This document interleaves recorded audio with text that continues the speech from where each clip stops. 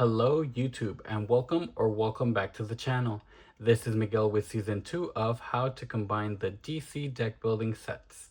And this is our 14th deck profile for the season. In this episode, we'll be covering crossover pack 11, Dark Knights Rising. Your oversized characters for this set include Batman Earth 32, Batman Earth 1, Batman Earth 11, Batman Earth 12, Batman Earth 44, Batman Earth 52. The crossover pack uses the keywords Nemesis and Rewards. Nemesis refers to the stack with supervillain and superheroes. Cards that refer to either Nemesis, supervillain, or superhero will be able to interchange the keywords. The Nemesis stack will include Batman, Aquaman, Cyborg, Green Lantern, Kendra Saunders, Mr. Terrific, Dr. Fate, The Flash, Superman, Wonder Woman, The Flash, with Kickstarter Deathstroke, and Plastic Man. Each Nemesis will have a reward and will instead go into your score pile.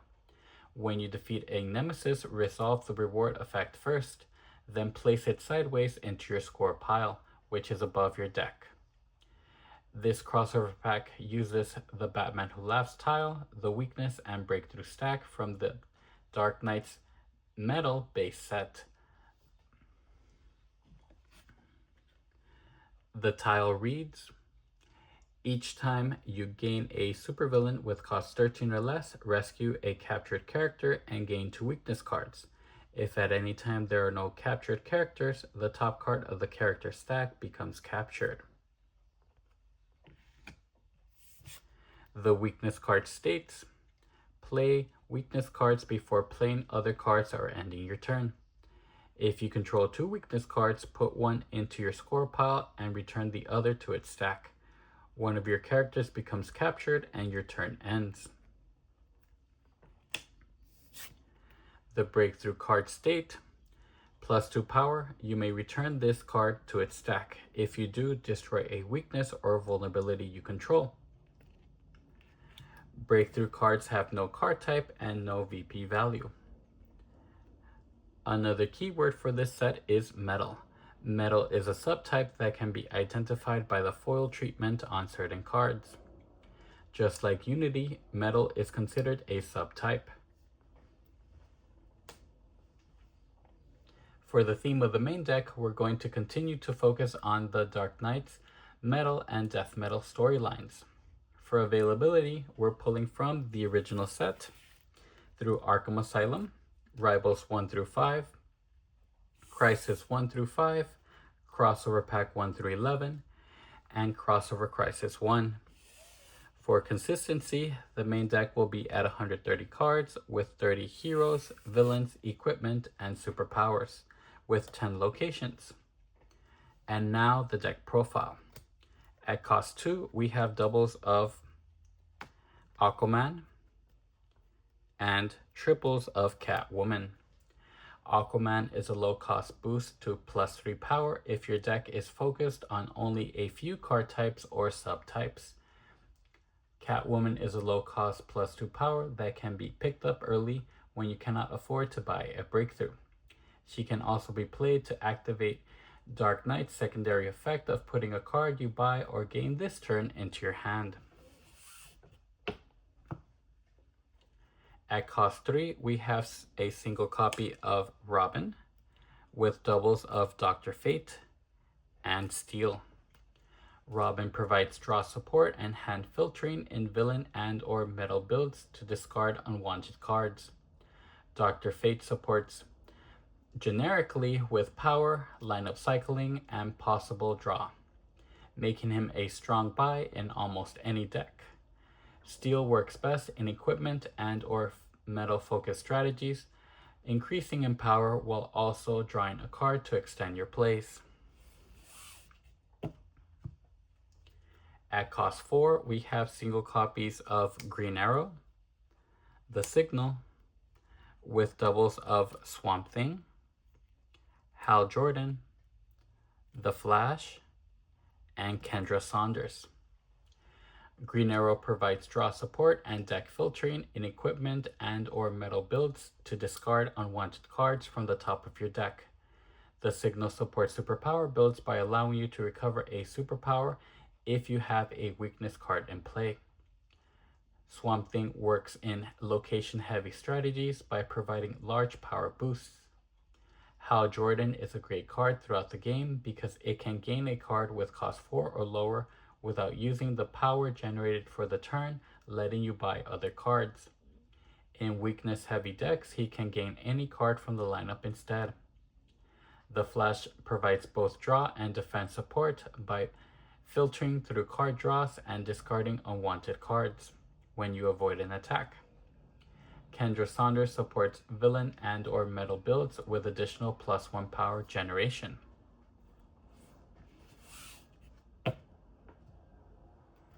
At cost 5, we have single copies of Nightwing, Red Tornado, Dark Knight, with doubles of Cyborg 1,000,000.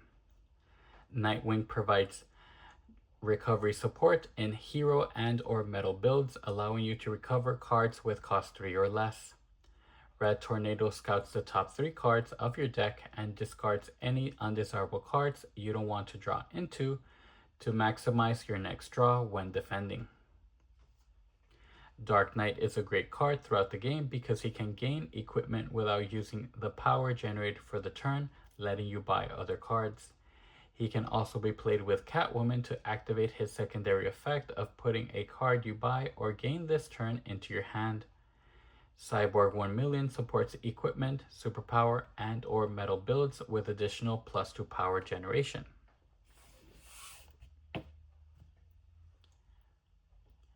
At cost 6, we have single copies of Hawkman, Martian Manhunter, and Jay Garrick. Hawkman supports metal builds by allowing you to reuse key cards from your discard pile on top of your deck for future turns. Martian Manhunter activates other card effects that require different card types or subtypes, making him a strong pickup for any deck. Jay Garrick is a reveal to defend card that can discard itself to gain a valuable card from the lineup. At cost 7, we have a single copy of Wonder Woman. Wonder Woman either expands your team of oversized characters or extends your turn through card draw.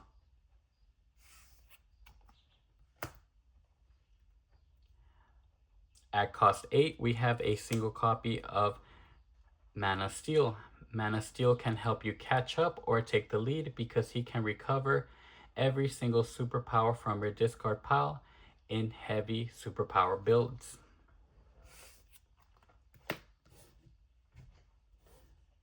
For villains, at cost 2, we have doubles of Deadshot and triples of Rabid Robin.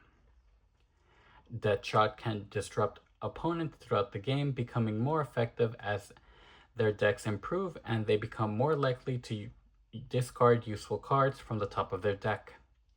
Rabid Robin has early access to +1 power and draw a card in games where you cannot afford to buy a breakthrough right away at the cost of gaining a weakness.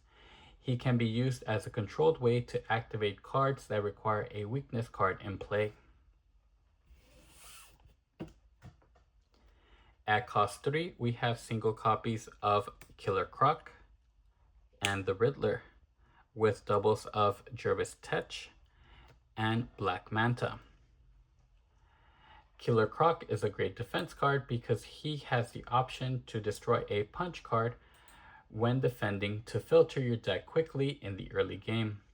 The Riddler can let you gain cards from the top of the main deck at the cost of 3 power per card.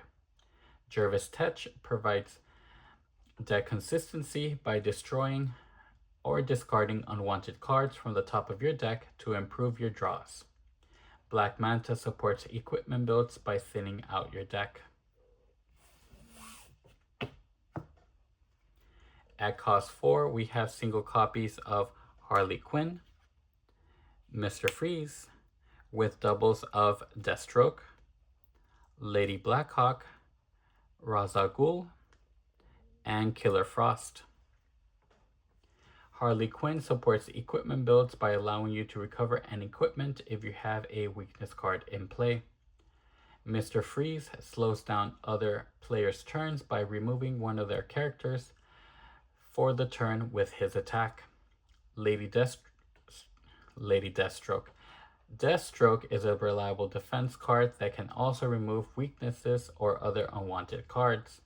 Lady Blackhawk supports hero and or metal builds with additional +1 power generation.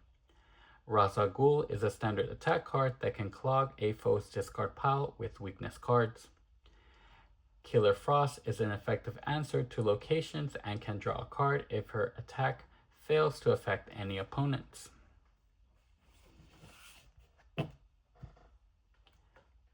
At cost 5, we have a single copy of Poison Ivy with doubles of Court of Owls and Onimar Sin.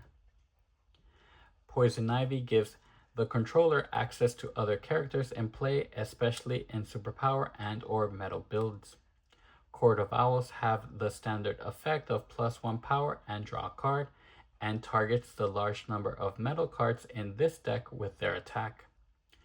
Onimar Sin is a straightforward +3 power card supporting villain and or metal strategies.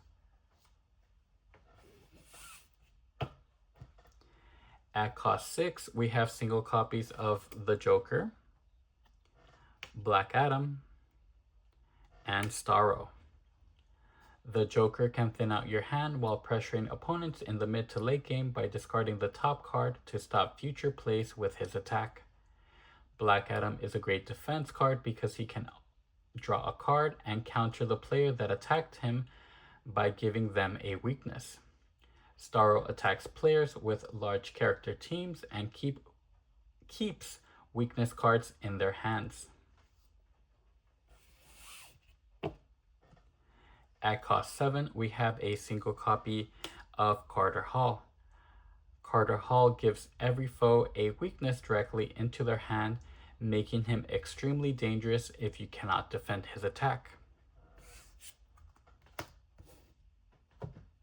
For equipment, at cost 2, we have doubles of Prometheum with triples of Lasso of Truth. Prometheum is here to support equipment and or metal builds by giving a simple and reliable +2 power. Lasso of Truth is a standard low-cost defense that can be bought in the early game when you cannot afford a breakthrough. At cost 3, we have a single copy of Corrupted Power Ring with doubles of Electrum and Phantom Zone Projector. Corrupted Power Ring supports any deck with a high weakness count to thin out your discard pile out of unwanted cards. Electrum supports hero, villain, and or metal builds by recovering key cards from your discard pile to extend your plays. Phantom Zone Projector is a standard defense card that can thin out undesirable cards like weaknesses.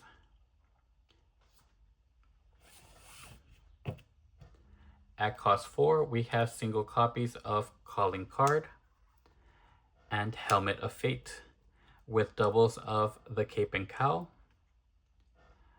Carter Hall's Journal, Dionysium, and Batarang. Calling Card extends your turn by letting you play a card from the lineup at the cost of gaining a weakness. Helmet of Fate can cycle through your deck quickly to filter unwanted cards and can be combined with Dr. Fate to ensure a card is drawn from your deck. The Cape and Cowl is a standard defense card that can refill your hand by 2 when you avoid an attack. Carter Hall's Journal helps set up future plays by becoming a strong endgame VP card depending on how many metal cards you own. Dionysium supports superpower and or metal builds, helping destroy undesirable cards. Batarang is a reliable defense card that can also provide additional power and card draw when used.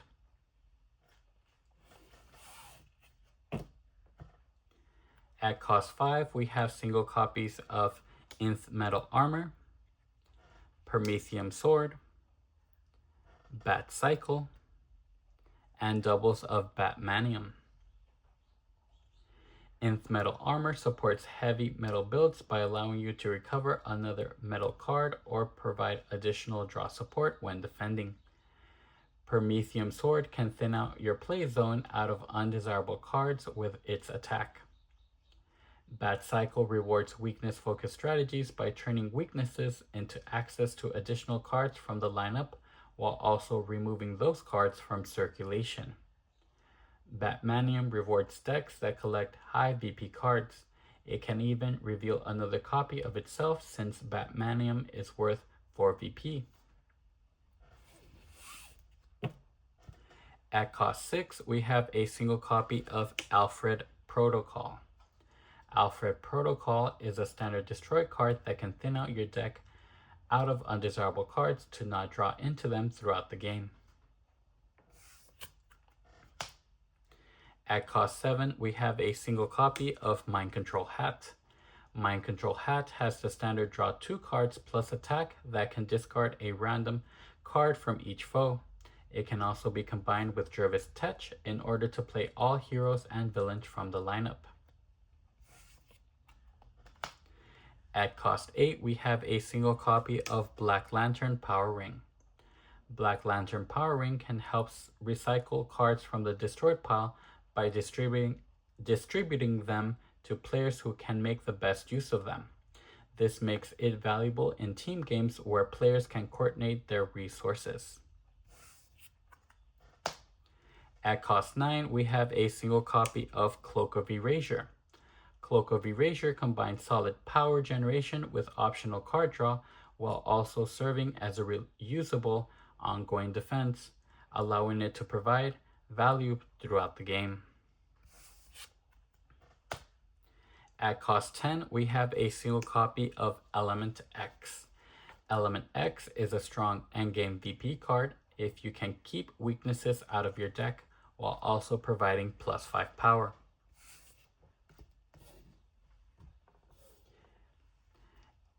For superpowers, at cost 2, we have triples of Flight. Flight is a low-cost defense card that can recover a card and place it on top of your deck when defending.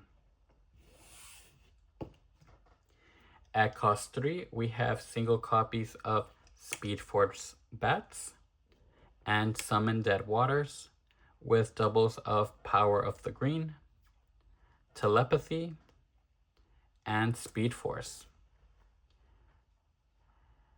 Speed Force Bats is one of the best draw cards in this crossover because it allows you to possibly draw 3 cards at the cost of gaining a weakness. Summon Dead Waters can set up future turns by placing a card that you own, bought, or gained on top of your deck. Power of the Green supports location builds by putting locations into play and provides a boost in power for controlling them. Telepathy is a strong draw engine because it lets you cycle unwanted cards into new draws. Speed Force is an excellent early game card because it can recover multiple punches for extra power. In the mid to late game, it can also recover weaknesses you want to destroy with other card effects as you defend.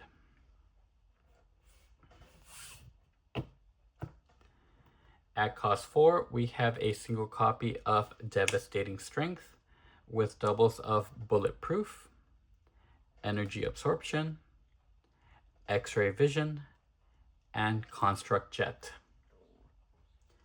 Devastating Strength is a high risk, high reward card that rewards players with +4 power at the cost of gaining and playing a weakness to possibly ruin your turn.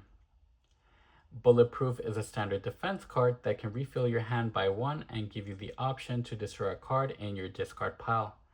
Energy Absorption provides both draw and card destruction, making it useful for improving deck quality throughout the game.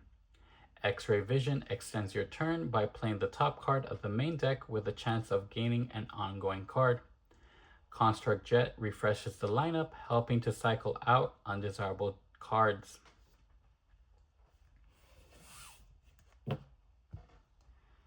At cost 5, we have a single copy of Corrupted Constructs with doubles of Ankh Portal and Reverse Polarity. Corrupted Constructs can give you a huge boost in +4 power in weakness heavy decks, or acts as a standard +2 power. Ankh Portal gives you access to more oversized characters through the game by rescuing them from the Batman Who Laughs tile. Reverse Polarity combines power and card draw while giving you another opportunity to benefit from rewards you have already earned in your score pile. At cost 6, we have a single copy of Mystic Bolts with doubles of Astral Assault. Mystic Bolts lets you recover up to 2 cards with cost 5 or less and different costs from your discard pile to reuse previous effects. Astral Assault provides both power and card draw while helping/hindering another player to destroy a card from their hand or score pile, making it useful to force destruction effects. At cost 7, we have a single copy of No Mercy. No Mercy has the effect +2 power attack. Each foe discards a non-weakness card. Defense, reveal this card from your hand to avoid an attack. No Mercy benefits as both an attack and defense card in any situation. At cost 8, we have a single copy of Godly Ascension. Godly Ascension can cycle back into your deck, allowing it to provide value over multiple turns, making it easier to draw again later in the game.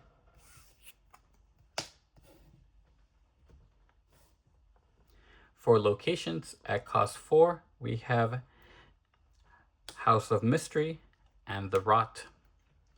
House of Mystery is a draw engine for decks with a lot of cost 5 or greater cards.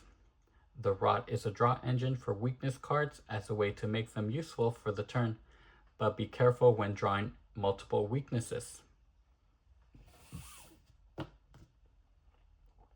At cost 5, we have Challenger Mountain, Oblivion Bar, The Dark Multiverse, Tomb of Halfset, and Hall of Doom. Challenger Mountain is a draw engine for metal builds. Just make sure your deck is set up properly because weaknesses in this set are extremely punishing.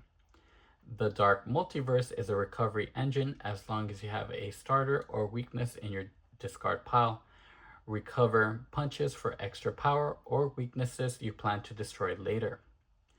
Oblivion Bar acts as your defense engine, though it can leave you vulnerable if you cannot reveal your hand afterward. Tomb of Halfset is your mulligan engine on turns with hands clogged with weaknesses.